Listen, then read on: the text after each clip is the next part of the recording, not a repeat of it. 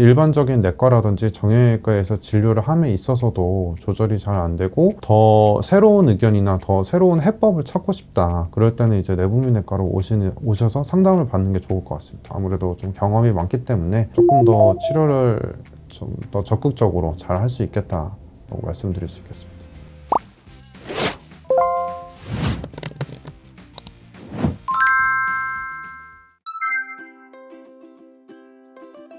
어떤 장기를 보는지에 따라서 이제 심장을 보는 순화기내과, 그리고 콩팥을 보는 이제 신장내과, 폐를 보는 호흡기내과, 이런 식으로 장기 중심으로 나뉠 수 있겠고, 또한 이제 각 질환별로 보는 이제 감염내과라든지 혈액종양내과, 그리고 저희 호르몬을 담당하는 내분비내과 등이 이렇게 나뉠 수 있겠습니다. 말 그대로 이제 내분비내과라는 게 결국은 이제 우리 몸 안에서 이제 분비되는, 흔히 말하는 우리가 호르몬이라고 얘기하는 것들, 그런 것들에 대해서 그게 어떻게 작용을 하고 그게 어떻게 생성이 되고, 거기서 이제 너무 많이 생성되거나 너무 적게 생성되거나 뭔가 질환이 생길 수 있는 그런 거에 대해서 이제 공부하는 학문이라고 보면 됩니다. 우선은 당뇨, 갑상선, 골다공증, 고지혈증, 비만, 부신, 뇌하수체 질환 등을 보고 있습니다. 피검사, 소변검사 등으로 이제 그런 호르몬이 얼마나 많이 분비되고 있는지, 뭐 대사산물은 얼마나 나오는지, 갑상선 같은 경우는 갑상선 초음파, 부신 같은 경우는 이제 부신 복부 CT, 그리고 뇌하수체 같은 경우는 이제 머리 MRI 등을 통한 그런 영상 검사들도 적극적으로 활용하고 있습니다.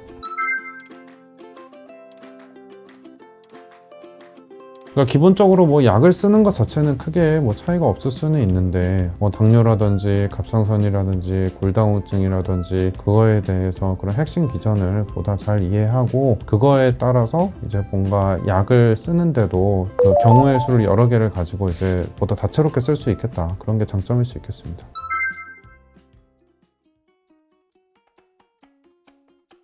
젊은 층에서는 비만을 치료한다든지, 그 다음에 좀 더 중장년층에서는 이제 검진이나 그런 예방을 이제 충실히 한다든지, 그리고 이제 나이가 들은 노년분들에서는 이제 항노화 같은 게 있을 수 있겠습니다. 그러니까 결국 이제 웰니스라는 게 호르몬의 작용이 되게 중요해집니다. 특히나 젊은 분들은 요즘 이제 젊은 층에서 이제 비만, 당뇨 이런 게 늘어나고 있기 때문에, 그런 비만 같은 걸 치료하면 그에 따라 이제 동반되는 뭐 고지혈증이나 당뇨 그런 것들의 이제 발병 가능성도 좀 줄일 수 있기 때문에 보다 효율적인 치료가 될 수 있다고 생각합니다. 그래서 내분비내과에서는 이런 호르몬 이상이라든지, 그 다음에 이제 그런 비만이 있는지 그런 것들을 미리 알고 치료하면은 보다 다른 과보다 조금 더 치료 성적을 더 좋게 하는데 도움이 될 것 같습니다. 같은 그 당뇨를 보더라도 이제 당화혈색소가 굉장히 높고 약을 3제요법 이상으로 쓰는데도 조절이 잘 안 된다거나, 아니면 뭐 저혈당이 되게 심하다던가 합병증이 되게 심해서 그런 좀 복합적인 관리가 되게 어렵다. 또한 이제 갑상선 질환이라든지 골다공증이라든지 그런 것들이 이제 일반적인 내과라든지 정형외과에서 진료를 함에 있어서도 조절이 잘 안 되고 더 새로운 의견이나 더 새로운 해법을 찾고 싶다. 그럴 때는 이제 내분비내과로 오셔서 상담을 받는 게 좋을 것 같습니다. 왜냐면은 아무래도 일반적인 내과나 이제 정형외과나 그런 곳에서는 이제 약물 치료하는 데 있어서 조금 한계가 있는 경우가 많습니다. 당뇨를 예를 들면 기본적으로 이제 그 약물로 이제 치료를 하는 것이 대부분이고, 이제 인슐린을 이제 쓰지 않는 경우가 많은데, 이제 아무래도 내분비내과 같은 경우는 이제 다회요법으로 인슐린을 써서 이제 당을 조절한다든지, 그리고 또 거기에 따라 수반되는 그런 여러 이제 합병증에 대해서 아무래도 좀 경험이 많기 때문에 조금 더 치료를 좀 더 적극적으로 잘 할 수 있겠다고 말씀드릴 수 있겠습니다.